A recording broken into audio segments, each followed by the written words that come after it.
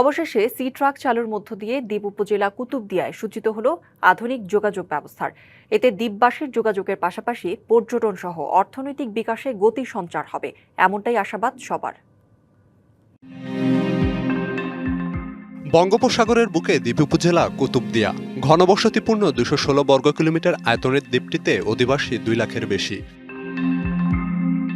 এ দ্বীপে যাতায়াতের একমাত্র মাধ্যম ছিল কাঠের নৌকা, ট্রলার, ড্যানিশ বোট ও স্পিড বোট। কুতুবদিয়ার বড়ঘোপ ও দরবার ঘাটের সাথে যোগাযোগের পথ পেকুয়ার মগনামা ঘাট। ৫ কিলোমিটার বঙ্গোপসাগরের কুতুবদিয়া চ্যানেলের উত্তাল সাগরপথ পাড়ি দিয়ে প্রতিদিন যাতায়াত করে হাজারো দ্বীপবাসীর পাশাপাশি সরকারি বেসরকারি দপ্তরের কর্মকর্তা, কর্মচারী ও পর্যটক। কিন্তু সাগর উত্তাল হলে বেকায়দায় পড়েন তারা। বর্ষা মৌসুমে যাত্রাপথ হয়ে ওঠে ঝুঁকিপূর্ণ। সি ট্রাক চলাচলে উচ্ছ্বসিত দ্বীপের বাসিন্দারা, তবে ফেরি চালুর দাবিও করেন তারা। এতে যাতায়াতের যে সুবিধা হবে তার জন্য এই সরকারকে অসংখ্য ধন্যবাদ। আজকে থেকে দুঃখ কষ্টটা লাঘব হবে। সি ট্রাক উদ্বোধনের পর পেকুয়ার মগনামা ঘাট থেকে কুতুবদিয়া যান নৌপরিবহন উপদেষ্টা। শিগগিরই মগনামা ঘাট থেকে কুতুবদিয়ায় ফেরি চালুর ব্যবস্থা নেওয়া হচ্ছে জানিয়ে ঘাট নিয়ে রাজনীতি না করার হুঁশিয়ারি দেন তিনি।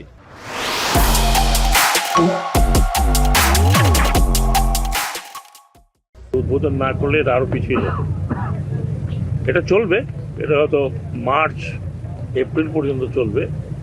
তারপরে তো আপনার জানেন ঝড় ঝঞ্ঝাট শুরু হবে, তখন ওই সময় আশা করি তার আগেই ওই ফেরিটা আমি পেয়ে যাব। এদিকে সি ট্রাক চালুর মধ্য দিয়ে দ্বীপবাসী নিরাপদ যোগাযোগ ব্যবস্থা গড়ে ওঠার পাশাপাশি পর্যটন সহ অর্থনৈতিক গতি সঞ্চারের আশা করা হচ্ছে। ফেরি সার্ভিসটা যদি এখানে চালু করা হয় তাহলে আমাদের উৎপাদিত কৃষকদের উৎপাদিত লবণ সরাসরি আপনার বিভিন্ন মিলে চলে যাবে।